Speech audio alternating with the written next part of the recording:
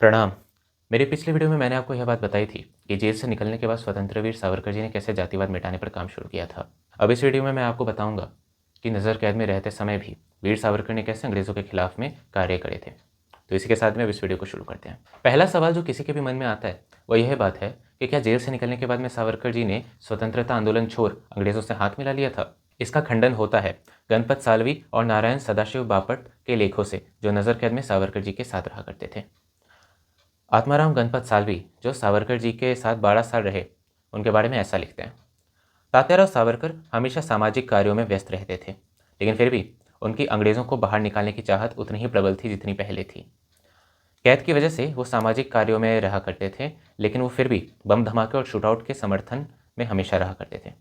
उन्होंने तब के जवान वीरों को संगठित किया था, जैसे वामनराव श्रवण, वसुदेव बलवंत गोगटे, वासुदेव पवार, अप्पा कासर, वासु हरदीकार और सशस्त्र क्रांति के लिए उनके लिए मार्ग बनाया। इसके अलावा उन्होंने अपने लोगों को कलेक्टर ऑफिस और पुलिस दफ्तर में भी लगाया था। कलेक्टर का असिस्टेंट पूरी तरह से सावरकर जी की मदद कर रहा था, देश प्रेम भाव से। पुलिस थाना का भी एक व्यक्ति सावरकर को उनके इरादे बता दिया करता था। इन लोगों ने इस बात का ध्यान रखा कि सावरकर के खिलाफ कोई भी नकारात्मक स्टेटमेंट ना रहे। फिर भी कुछ पुलिस अफसर्स को सरकार द्वारा जोर दिया जाता था कि वो ऐसी रिपोर्ट बनाए जहां कहा गया है कि वीर सावरकर सरकार के खिलाफ जा रहे हैं और उनके खिलाफ बोल रहे हैं, जिसके बदले में उन्हें तरक्की और पैसे मिलेंगे। लेकिन किसी ने ऐसा नहीं किया। वो पूरी तरह से अपने देश और सावरकर के प्रति समर्थक थे। तब का कलेक्टर गिलिगन और डिस्ट्रिक्ट पुलिस ऑफिसर ओ सलिवन सावरकर को वापस अंडमान भेजना चाहते थे, इसलिए किसी न किसी केस में उनको फंसाने की कोशिश कर रहे थे। नारायण सदाशिव बापट भी सावरकर के साथ रहे नज़र कैद में अपने दिनों पर एक पुस्तक लिखते हैं जिसका नाम था स्मृति पुष्पे। उस पुस्तक में वो सावरकर जी के बारे में लिखते हैं, हम पतित पावन मंदिर को अपने मतलब के लिए इस्तेमाल करा करते थे, जैसे नेपाल के गोरखा लीडर्स को बुलाना, जिससे हम नेपाल और भारत के बीच अच्छे रिश्ते बनाए। हमने झांसी की रानी का 75वां जन्म दिवस मनाया। सावरकर वहाँ आ तो नहीं सके, लेकिन ये सब उनके गाइडेंस में हुआ था, क्योंकि मैं बस हाई स्कूल में था। रिहाई से पहले अंग्रेज़ और सावरकर के बीच हुए समझौते के बाद जिनको लगता है वो मॉडरेट बन गए, वो लोग मूर्ख हैं। उन्होंने सपनों में भी क्रांतिकारी रास्ता नहीं छोड़ा था, ना ही कभी इस बारे में सोचा। मैंने सावरकर जी के घर पर उनके द्वारा लेनिन की जीवनी सुनी थी, अभ्यास मंडल में, जहाँ सावरकर जी हर हफ्ते लेक्चर दिया करते थे। सावरकर जी के पास कई अंग्रेज़ी और मराठी पुस्तकें थी रशियन क्रांति पर। मेरठ कॉन्स्पिरेसी की भी बहुत तारीफ हुई थी श्रद्धानंद में, जिनको सावरकर भाई चलाया करते थे। भगत सिंह और अन्य की फांसी के बाद सावरकर जी ने उनके बलिदान पर कविता तक लिखी थी। नमक सत्याग्रह में काम कर रहे सत्याग्रही भी सावरकर जी से रत्नागिरी मिलने आया करते थे। कॉमरेड मेहर अली भी सावरकर से मिलके घंटों उनसे बातचीत किया करते थे, और कुछ पंजाबी क्रांतिकारी भी सावरकर जी से मिलने आया करते थे। सावरकर भी कई राजनीतिक लेख लिखकर भेजा करते थे। वो अपने पास कई प्रतिबंधित पुस्तकें रखते थे, और जब भी छापा मारा जाता उससे पहले वो उन पुस्तकों को दूसरी जगह भिजवा दिया करते थे। इससे यह बात तो साबित हो जाती है कि 14 साल खराब हालत में जेल के अंदर रहने के बावजूद भी सावरकर जी टस से मस नहीं हुए थे। अब इस बारे में देखते हैं कि वीर सावरकर ने नज़र कैद में आने के बाद में क्या क्या कार्य करे थे। एक बहुत खास कार्य जो वीर सावरकर ने नज़र कैद में रहते हुए करा था, वो था रत्नागिरी के जवान क्रांतिकारियों को एक करना, अराजकता फैलाने के लिए। नज़र कैद के समय पर वीर सावरकर ने तब के युवाओं में स्वतंत्र क्रांति का बीज बोना शुरू किया था फिर एक बार। उनमें से कई लोगों में से एक थे वासुदेव बलवंत गोगटे। गोगटे भी सावरकर जी की ही तरह फर्ग्यूसन कॉलेज के एक स्टूडेंट थे, और सावरकर जी की तरह उन्होंने अपना एक रेवोल्यूशनरी नेटवर्क बनाया था। छठी कक्षा में उन्होंने वीर सावरकर की जीवनी यानी कि लाइफ ऑफ बैरिस्टर सावरकर पढ़ी थी, और तब से वो सावरकर को काफ़ी माना करते थे। किस्मत से 1930 में वो स्वतंत्र वीर सावरकर जी से उनके नज़र कैद में मिलने आए थे। वहाँ पर दोनों में काफ़ी लंबी चौड़ी बातचीत होती है, जो कुछ इस तरह से थी। सावरकर पूछते हैं कि गोगटे अपना रास्ता सोच ले कि अगर तुम एडिटर बनना चाहते हो तो ठीक है, लेकिन भगत सिंह और राजगुरु जैसे त्याग से जो काम हो सकता है वो ज़्यादा फैलेगा, तो जब तक अपना रास्ता नहीं बना लेते राजनीति में मत आओ। फिर गोगटे ने पूछा कि क्रांति को आतंकवाद कहना सही है। इस पर सावरकर बोले कि यह आतंकवाद सही है। जब तक भारत गुलाम है, अंग्रेज़ों से लड़ने के लिए क्रांति की ज़रूरत है। इससे जितना संदेश फैलेगा उतना कांग्रेस के 10 सेशन से भी नहीं होगा। फिर गोगटे पूछे कि यहाँ वहाँ अंग्रेज़ मारने से कुछ हो जाएगा, जिस पर सावरकर जी बोले, इससे भले ही स्वतंत्रता ना आए, लेकिन संदेश ज़रूर जाएगा। भारत पर राज करने लायक हर अंग्रेज़ मृत्यु के लायक है। इन बातों से वसुदेव गोगटे पर ऐसा असर पड़ा कि वो बॉम्बे प्रेसिडेंसी के गवर्नर अर्नेस्ट हॉटसन पर 22 जुलाई 31 को फर्ग्यूसन कॉलेज में गोली चलाती है। बदकिस्मती से हॉटसन बच गया और गोगटे को 8 वर्ष के लिए यडवाड़ा जेल भेज दिया गया।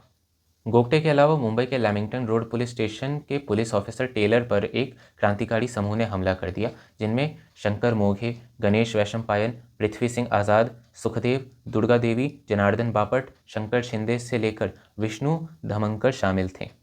कार ड्राइवर जनार्दन बापट ने यह स्टेटमेंट दिया था कि वैशंपायन और मोघे सावरकर से मिले थे रत्नागिरी में, जिसके बाद ये सब शुरू हुआ। पृथ्वी सिंह अंडमान में सावरकर के साथ रहे थे और सावरकर की रिहाई के बाद उनसे मिले थे। कोर्ट में एक स्टेटमेंट दिया गया कि ये सब लोग सावरकर के आर्टिकल से प्रेरित हुए थे। कोल्हापुर के आत्माराम नाना भी यही बात कहते हैं कि जब वो 1931 में सावरकर से मिले तो सावरकर बोले कि गांधीवाद से हमें वह स्वतंत्रता नहीं मिलेगी जो हम चाहते हैं, बेहतर होगा कि तुम महाराष्ट्र के किसी क्रांतिकारी ग्रुप से जुड़ो। 27 अप्रैल 1934 को सावरकरवादी वामनराव शावन ने एएफआई ऑफिसर स्वीटलैंड पर हमला कर दिया था। उसको अरेस्ट कर 7 साल के लिए जेल भेज दिया गया।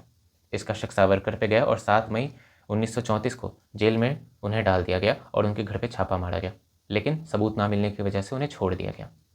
सावरकर के फॉलोअर्स जैसे वासुदेव हर्दिकर, विट्ठल महादेव भाटकर, बालचंद्र वासुदेव सवाई, वासुदेव जी पवाड़, मंगेश चिंतमन पगनेस, बाबूराव धुरु, पुरुषोत्तम जोशी और सौ सत्यभाम बाई जोशी, लक्ष्मण पडुलेकर और जनार्दन बापट ने मुंबई के एम्पायर थिएटर में बॉम्ब ब्लास्ट किया था।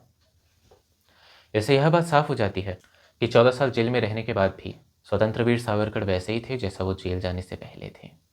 रत्नागिरी के क्रांतिकारियों के अलावा वो क्रांतिकारी जो गांधी जी की वजह से मॉडरेट होने लगे थे, उनको भी वीर सावरकर ने वापस से क्रांतिकारी रास्ते पर लाने का कार्य किया। उनमें से कुछ नाम ये रहे, जैसे कि पहले पृथ्वी सिंह आज़ाद। आज़ाद वीर सावरकर को अपना गुरु मानते थे अंडमान के समय से। जेल से निकलने के बाद वो गांधीवादी राह पर चलने लगे, लेकिन उससे उन्हें संतुष्टि नहीं हुई और वो योगी का भेष बनाकर रत्नागिरी आए सावरकर से मिलने। कुछ समय वहाँ रहने के बाद आज़ाद ने फिर से सशस्त्र क्रांति का रास्ता अपना लिया। सावरकर अपने आर्म रेवोल्यूशन डिपार्टमेंट को खुफिया रखा करते थे, वहाँ सब नहीं आ सकते थे। हम जानते थे कि सावरकर मानते हैं कि अंग्रेज़ों को बाहर निकालने के लिए सशस्त्र क्रांति ही सही जवाब है। कई क्रांतिकारी सावरकर से मिलने आते, उनसे बात करते और उनसे गाइडेंस लिया करते थे। दूसरे थे सेनापति बापट। सेनापति बापट लंदन में वीर सावरकर के साथ अभिनव भारत में भी थे।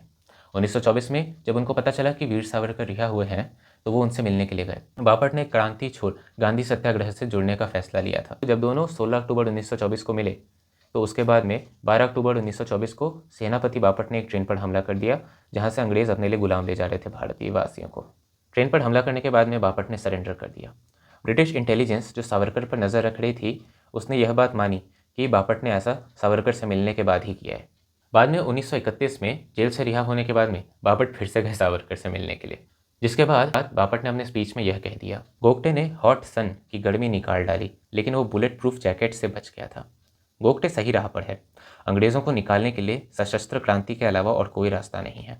इसके बाद सेनापति बापट को फिर से 7 साल के लिए जेल में डाल दिया गया।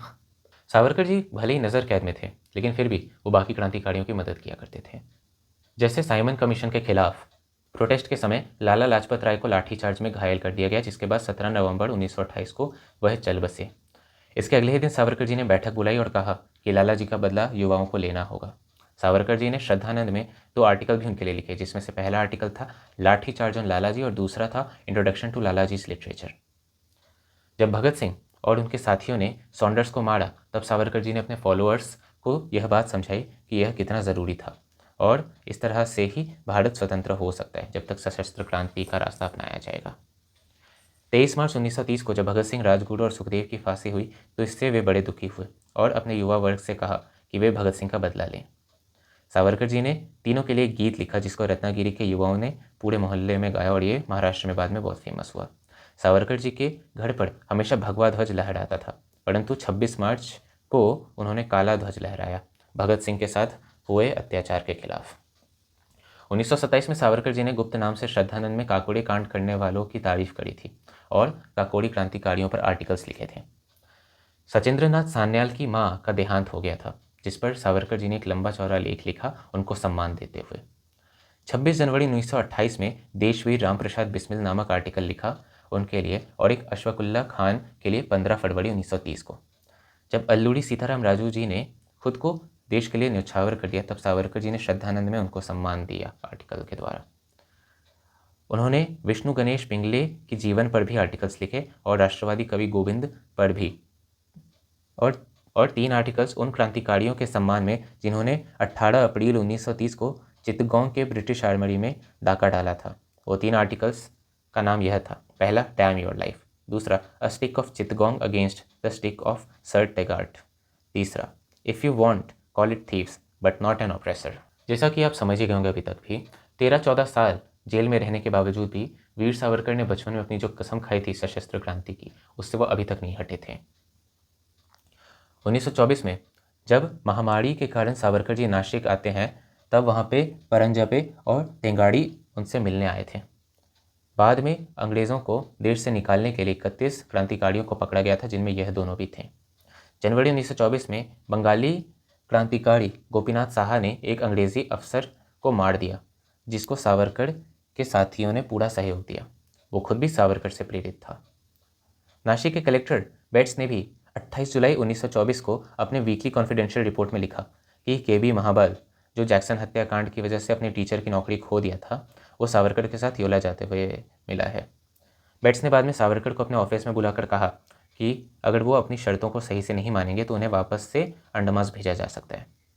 18 नवंबर 1924 को नेशनल मेडिकल कॉलेज में सावरकर जी ने भाषण देते हुए कहा कि छत्रपति शिवाजी महाराज, नेपोलियन, माज़िनी जैसे लोग महान हैं क्योंकि उन्होंने अपने युवा काल में बड़े कार्य कर दिखाए थे अपनी वीरता के द्वारा।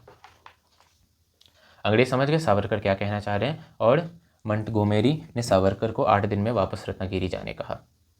27 नवंबर 1924 को intelligence department deputy inspector general JS Wilson ने मॉन्टगोमेरी से कहा कि सावरकर भड़काऊ भाषण दे रहा है जिससे हिंसा हो सकती है, वो अपनी रिहाई की शर्तें नहीं मान रहा। जुलाई 1931 में सावरकर जी ने कृष्ण नीति पर बात करी, जो असल में राउंड टेबल कॉन्फ्रेंस पर असल चर्चा थी। इस पर कलेक्टर गिलिगन ने सावरकर को नोटिस भेजा, जिसमें उसने कहा कि आपके कुछ कार्य आपत्तिजनक हैं और उन शर्तों पर नहीं हैं जिसको मान आप रिहा हुए थे। अगर आप सुधार नहीं लाओगे तो आपको वापस अंडमान भेज दिया जाएगा। 1928 में वीर सावरकर ने श्रद्धानंद में 4 सीरीज़ के आर्टिकल लिखे, जिसमें सावरकर जी ने समझाया कि कैसे विश्व युद्ध से भारत को अपना फ़ायदा देखना चाहिए। 16 फरवरी 1928 को सावरकर ने पहला आर्टिकल लिखा, जिसका टाइटल था best opportunity to strengthen India, जहां वो लिखते हैं कि किसी भी देश के लिए सबसे सही मौका तब होता है जब उनके शासक किसी दूसरे ताकतवर दुश्मन से लड़ रहे हो। अगर भारतीय नेता ये समझते तो हम बहुत पहले ही स्वतंत्र हो जाते। इसके आगे वो जियोपॉलिटिक्स पर बताते हैं कि पहले विश्व युद्ध में मौका चला गया स्वतंत्र होने का। विश्व युद्ध ऐसा मौका 50 से 75 साल में एक बार देता है जो हम खो दिए। अब वो समय है जब भारत को आने वाले युद्ध के लिए तैयार रहना होगा। सावरकर जी ने इस सीरीज़ का पहला आर्टिकल 16 फरवरी 1928 को लिखा, दूसरा आर्टिकल 23 फरवरी 1928 को, और तीसरा आर्टिकल 1 मार्च 1928 को, और चौथा आर्टिकल 8 मार्च 1928 को लिखा, समझाते हुए कि कैसे भारत स्वतंत्रता हो सकता है विश्व युद्ध द्वारा। इन चारों आर्टिकल्स का वर्णन आपको सावरकर कॉन्टेस्टेड लेगेसी के पेज 114 से 116 और सावरकर समग्र में मिल जाएगा। जाहिर सी बात है, इस तरीके से क्रांतिकारियों को अपने आर्टिकल्स में सपोर्ट करना और इस तरीके की वर्ल्ड वॉर पे बातें करने से सावरकर जी के पीरियोडिक श्रद्धानंद को अंग्रेज़ों ने अंततः बंद कर दिया था। सावरकर जी को बस 1929 तक का ही नज़र कैद में रखने का वादा किया गया था अंग्रेज़ों द्वारा, लेकिन उसको बढ़ा के 1937 कर दिया गया, क्योंकि 1929 में Mumbai police commissioner, Nashik collector, central province के रेवेन्यू कमिश्नर सबने डिमांड किया कि सावरकर की सज़ा ना रुके। 1934 में सावरकर ने अपनी रिहाई के लिए याचिका लिखी, लेकिन सरकार ने उसको खारिज कर दिया और कैद को फिर से 2 साल और बढ़ा दिया। सरकार ने कुछ इस तरीके का रिप्लाई दिया था जो आपको स्क्रीन पर दिख रहा होगा। सावरकर जी ने मार्च 1935 में फिर रिहाई की अर्जी डाली एम्परर जॉर्ज की सिल्वर जुबली पर, लेकिन 11 अप्रैल 1935 को फिर से पेटिशन रिजेक्ट कर दिया गया। दिसंबर 1936 में सावरकर जी ने फिर से पेटिशन भेजा कि अब ये 2 साल का टर्म ख़त्म होने वाला है। इसके रिप्लाई में आया कि कैद को और 2 साल यानी 1939 तक बढ़ाया जाएगा, लेकिन 1937 के चुनाव में बैरिस्टर जामदास मेहता की वजह से सरकार को वर्डिक्ट बदलना पड़ा, जिसके बाद 10 मई 1937 में 27 साल बाद सावरकर जी अब पूर्ण स्वतंत्र हो गए थे। कमाल की बात है कि ये वही दिन था जब 1857 का युद्ध शुरू हुआ था। अब सावरकर जी अपने जीवन के अगले चरण पर पहुंच चुके थे, जो उनके जीवन और उनके देश के राजनीतिक इतिहास में एक बहुत बड़ा बदलाव लाने वाला था। इसी के साथ में अब मैं इस वीडियो को ख़त्म करना चाहूँगा। आशा है कि आपको यह वीडियो पसंद आई होगी। जल्दी ही लौटूंगा बाकी के 4 वीडियोज़ के साथ में और फिर इस सीरीज़ को ख़त्म किया जाएगा। तब तक के लिए मैं आपसे विदा लेता हूँ। प्रणाम।